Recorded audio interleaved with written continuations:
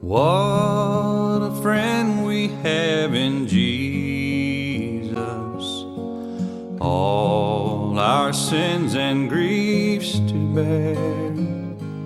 And what a privilege to carry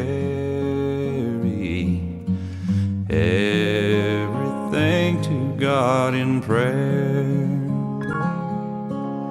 Oh, what peace we often forfeit. Oh, what needless pain we bear. All because we do not carry everything to God in prayer. Have we trials and temptations? Is there trouble anywhere?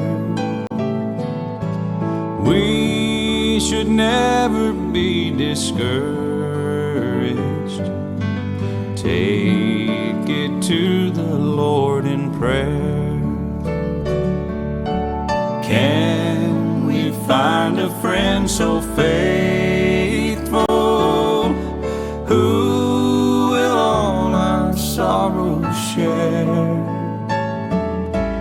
Jesus knows our every weakness. Take